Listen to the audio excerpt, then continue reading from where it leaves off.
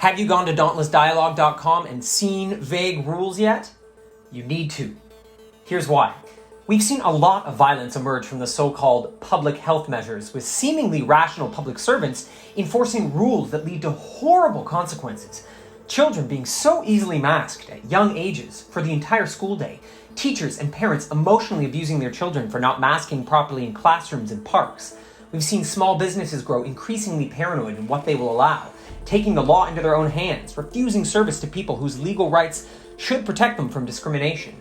We've seen suicides and overdoses spike from lockdowns. In Canada, the lockdowns killed more people under 65 than COVID did. On the one hand, we have the conspiracy being played out by the genuine practitioners of the New World Order.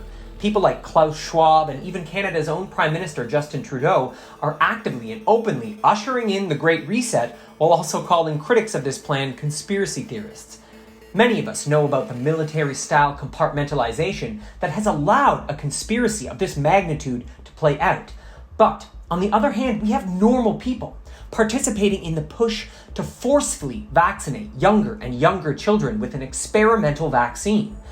Even as VAERS and its equivalent in places like Europe are showing that the COVID vaccine is causing more deaths and severe injuries than any vaccine in history. So how do good people become servants of tyrants? Vague Rules explores this in depth by looking into the history of Chinese communist warfare in China and how it compares to life in North America pre- and post-pandemic. What I found in researching for this film was that humans have a very dark tendency to become highly unstable and increasingly programmable when they are living under vague rules and vague laws. So if you want to better understand how friends and family around you have become willing participants in so much of this violence, Vague Rules offers genuine insight into this. Moreover, it points towards a revolution in our collective understanding and application of the law. This collaboration with filmmaker Adam Riva, who did an absolutely phenomenal job in making this film, has really turned into an incredible opportunity for us to share a deeper understanding of how we, as North American citizens, have been allowing big tech and subversive groups like Black Lives Matter and the idea known as Antifa to subvert the rule of law. For decades, we were being primed for the vague rules that came in the form of mask mandates, social distancing, plastic barriers, capacity limitations, and the ever-moving goalposts for getting our lives back. And what is now culminating as a tyrannical push to control everybody's body from the inside out. So how did we get here? Check out Vague Rules to really understand what we allowed collectively so we can turn this ship around. You can see this film for $5, and what's more, that gives you an entire month of every other film on this platform.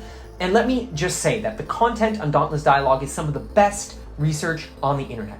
So please, support independent media, support content creators like ourselves who are being slammed by censorship, and most importantly, support the human journey towards greater freedom, justice, and true reconciliation as we battle for humanity's great awakening.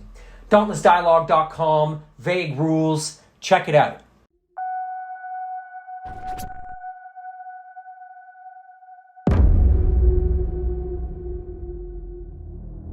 On October 10th, 1950, the Chinese Communist Party, led at the time by Mao Zedong, launched the Instruction on Suppression of Counter-Revolution campaign.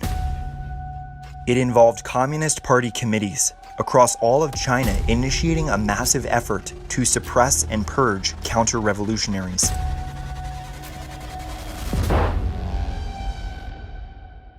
As justification for this large-scale operation, Zedong cited an active population of various counter-revolutionary elements numbering more than 2 million people.